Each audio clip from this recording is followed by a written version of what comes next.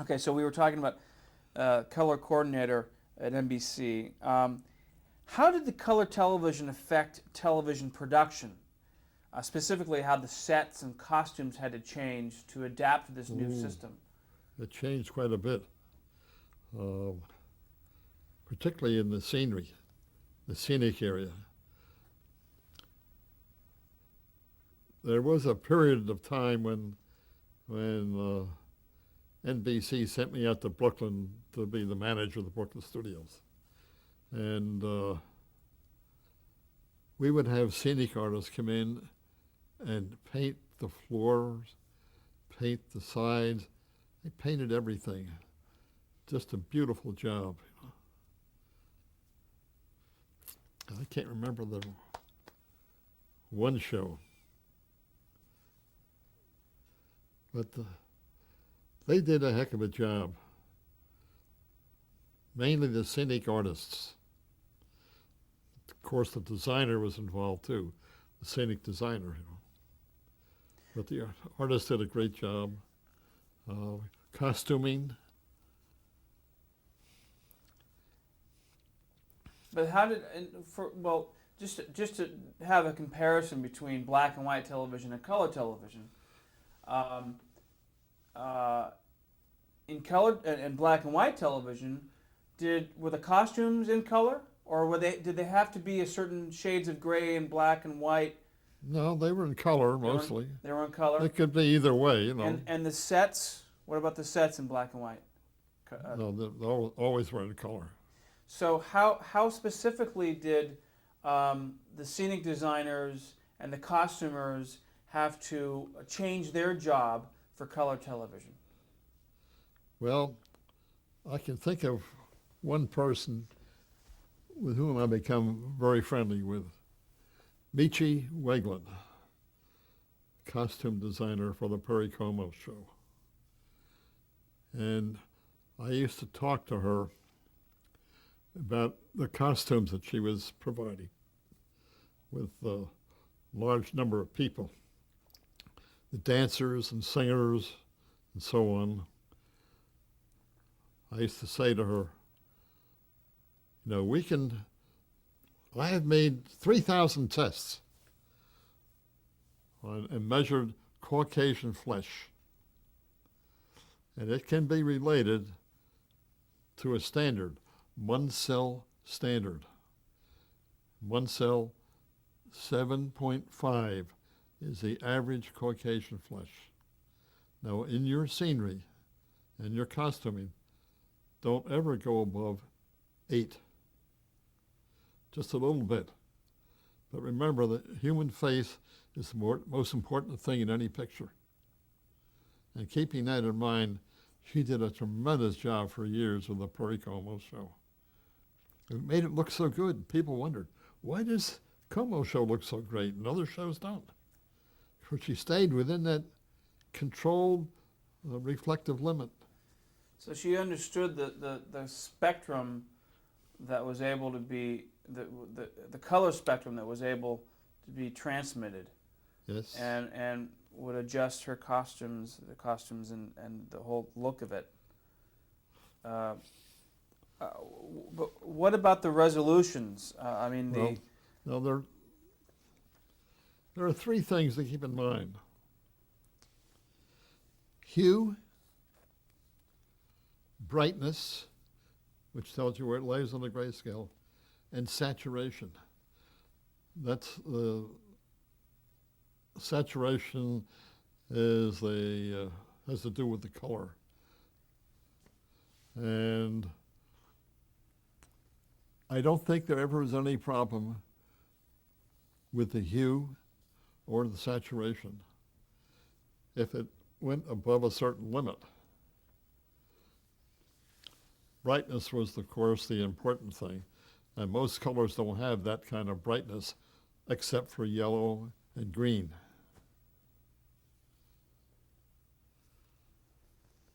But what about the? I've seen where I read somewhere that one of the biggest obstacles in television in general, and specifically with color television, was that it's like a binocular that's out of focus, and year after year they're refining the image that is presented on this television, like focusing a lens in a binoculars. But doesn't have to do with you're the expert, but with the line per square inch and the resolution and all that.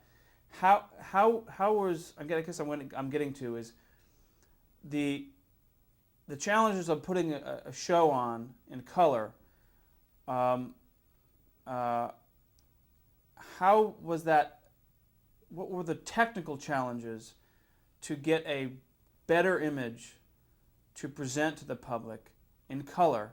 What were the technical challenges in these developments? Well, as I just mentioned, keep the brightness down, reduce the brightness. So resolution really wasn't. If you control all three of those, then the resolution will be handled. Today it doesn't matter. All color tubes made by the Japs don't have the original triad of colored dots. They waited until RCA's patent ran out on that, and now they use stripe colors. Every picture tube has that today. How many picture elements would make up a 50 lines per square, 400 lines? Can you break it down into those kind of terms? I can't really answer that question. I'm not sure. Okay. So you worked on, you'd mentioned off tape, you worked on the Bell Telephone Hour. Yes. As a color coordinator, and you worked on the Steve Allen Show, which we talked about, and the Perry Como Show. Yes. Which started at NBC, switched over to CBS. No, this was after he switched back to NBC. Right, and I'm just saying, establishing for the record that it came back to NBC and did very well on NBC. Came back to NBC in 1955 and was on until 1963. So you worked on that show pretty much through that whole run. Yes. Tell me about that show and its format, and also about Perry Como. Well, of course, it was one of my favorite shows. They had really a group of fine musicians, a staff of arrangers that you couldn't beat anywhere. Bunny, do you remember the name of the guy that conducted? Mitchell Ayers. Mitchell Ayers was the conductor of the Perry Como Show until he was crossing the street in Las Vegas and was hit by a cab and killed. But tell me about the format of the show. Well, it was fairly simple. They'd usually start off with a whole production number in the beginning with singers, dancers. Then Perry would do a solo. Then they'd have another segment with a trio singing. But he never had a number with just the orchestra. I could never understand that, because I'm an orchestra nut. I look at this show on Sunday nights with Welk, and Lawrence Welk. I love the music, but they don't have enough instrumental music. It's either singing or... Anyhow, I'm off the track, sorry. It's okay. Uh, So, how many cameras were there? 4. 4. Yes. And they were all on the floor, or were they all facing the stage? No, we had, in the case of the Ziegfeld Theater, where we did the show, we had a platform for the Fearless Dolly camera. Freeless Dolly? Yeah, with the big one, the crane camera. Crane. Yeah. Is that the first time you'd see something like that used? Oh no, we use them all the time in Brooklyn.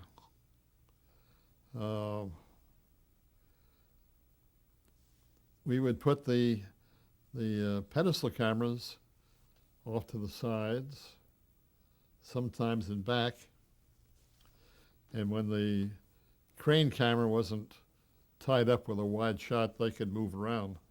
Now, was this done in front of a live audience? Yes. So this was a live show, live as in being Yes. broadcast live, Yes. and it was in front of a live audience. You would rehearse throughout the week, and then do show on what night? Saturday night? See, Lou DeProne was a Face me here. Louis DeProne was the lead guy for the dancers. And they would decide on a Monday, I guess, what the music was going to be. And he'd work with the recording with his staff. Then the singing guy. Oh, that's awful. I should know his name. He would rehearse the singing chorus, maybe on Tuesday and Wednesday. On Thursday, we'd have a meeting with the producer and the director.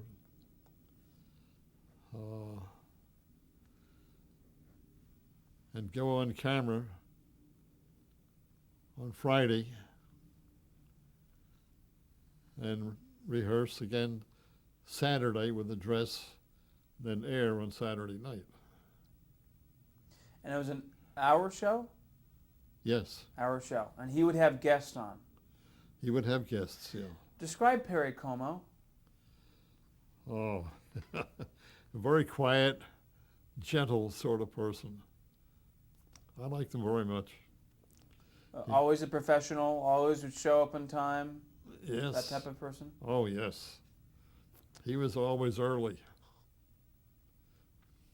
And I've heard he knew how to sing too. Well, this was an unusual problem. He sings with very little volume. And we had a scientist down at Princeton RCA Labs that came up with a narrow angle microphone that was used to pick him up. Where was the microphone placed? Where was it faced? Where was it placed on stage? Oh, it was on a mic boom somewhere on the stage. So it was a boom mic, but Oh, yes. more a directional boom mic that Yeah, but the mic might be as far away from Curry as my hand is from you.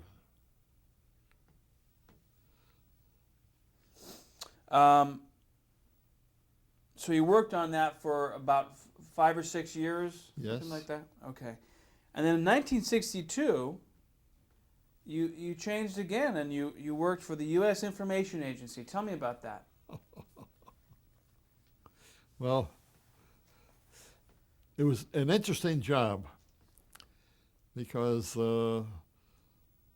Ed Murrow had been appointed head of U.S. Information Agency. This is Edward R. Murrow, the Yes. famous reporter, CBS reporter. And they decided that he needed a bigger place. So for the television show, they assigned to him the the old post office building at 12th and Pennsylvania Avenue. This is in Washington, D.C.? That was inaugurated by Abraham Lincoln. And what a job. I had people fighting me all the time. I wanted to put scenic elements hanging up They said, "Oh, you're getting away with our microphones," and blah blah blah blah. But anyhow, we did shows there, and why were you hired for this, and pardon me, and who hired you? who hired me? Who hired you, and why were you hired? What were you supposed to do? Well, I was hired.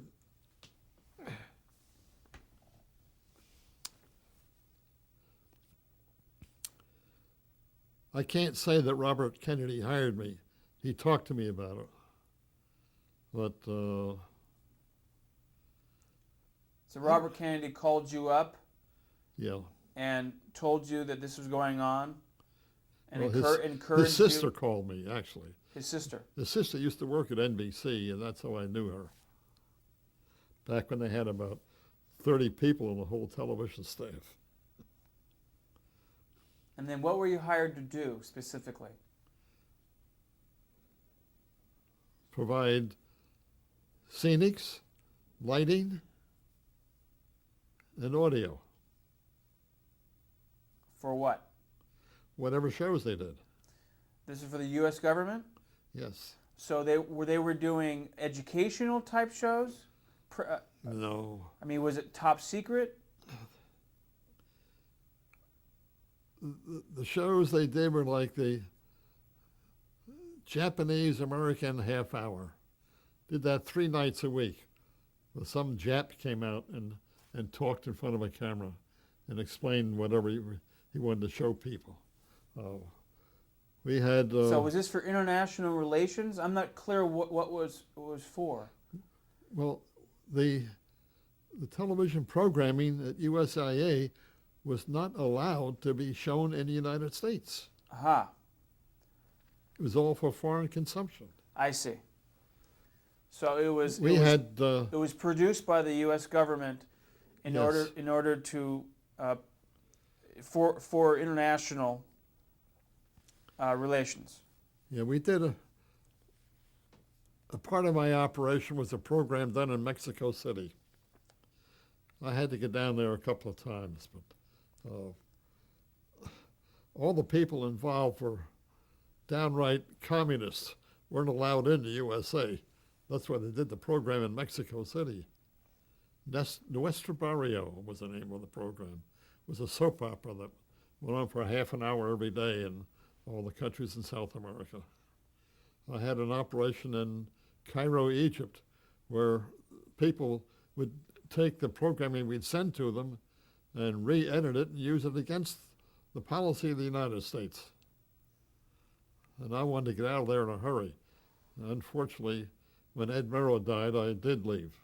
So how long were you there entirely? 3 years. 3 years. And how? 3 years and 3 months, I think you told me earlier. 3 years and 3 months, I believe you told me earlier. Edward R. Murrow was the director of this agency. Did you have much interaction with him? Did you meet with him much? Not very often. He hardly left his office. But when you did meet with him, how would you describe him? I would describe him as a person who didn't really know what he was supposed to do. He had left CBS News at this point. Yes. And he was given this job, and then he died. And then shortly after he passed away, you left. Yes. And in 1967, you returned to NBC as a technical coordinator. Yes. Now describe for us what the difference is between a color coordinator and a technical coordinator. Well, by this time, there was no separation between color and black and white. All programming was done in color. So. Now, how many televisions? How many color television sets were out there at this point in the public? Oh, there had to be several million. So the sales of color television sets have taken off at this point. Yes. And And at this point, was it just the 3 networks on the air? Do you recall? Yes. I'm assuming that at one point you bought a television set for your own home. Uh-huh. What shows did you enjoy over these last couple years? What shows? Yeah. I wasn't home that much to know. I like sporting programs, of course, but I spent a lot of time with sports. Right. We're gonna get that to in a second. But obviously in '67, television was very popular, Yes. and certainly color television had been accepted, and sales were skyrocketing. So, technical coordinator. What were your responsibilities as technical coordinator? Well, let me give you an example. Every year for several years, I was assigned to the Miss America pageant. I would get down to Atlantic City, meet with, I guess, was the president of the Miss America thing. Anyhow, we would go into the convention hall and talk about what was happening.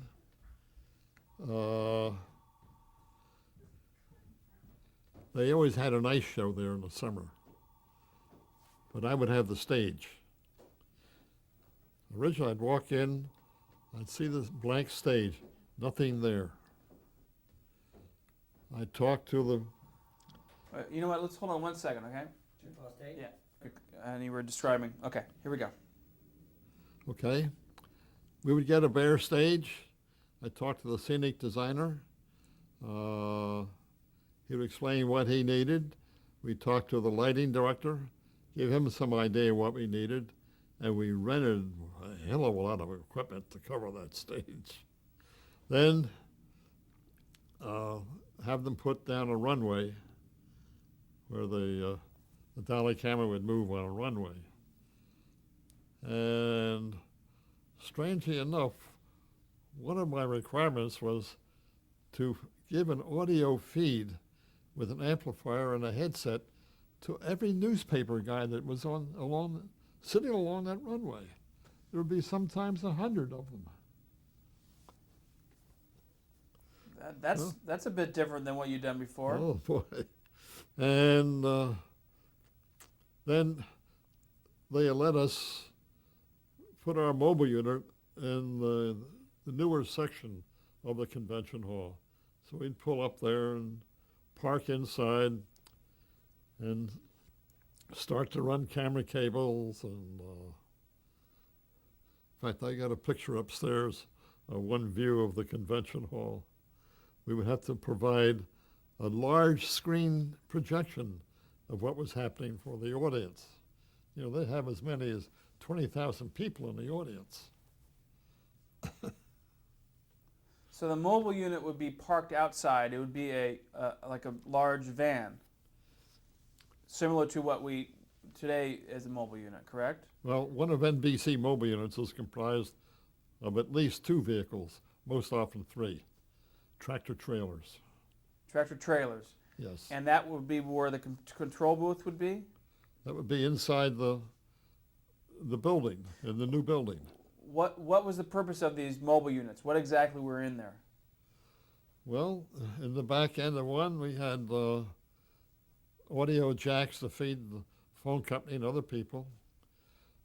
The video control was in one of the units, and the switching arrangement and production section was in one half of one unit.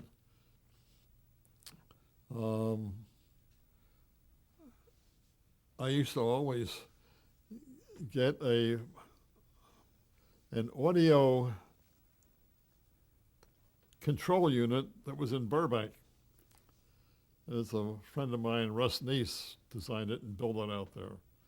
And they didn't use it very often, but boy, it had everything I needed for the Miss America pageant, including 2 built-in monitors. The guy could see each monitor what was going on. And Of course, he always had a big orchestra, had to balance that. And I have to tell you, Mr. Al Marks, who was the president and head of Miss America pageant, said he would absolutely not allow me to use RF microphones. So they tried it one time back when CBS was doing the Miss America pageant, and they had a RF microphone. In the middle of the program, a voice came on and said, "Hello, Taxi 42, go to Atlantic Avenue." So he said, "No more RF mics." So no, you didn't use them. Besides the Miss America pageants, tell me about other live remotes that you did.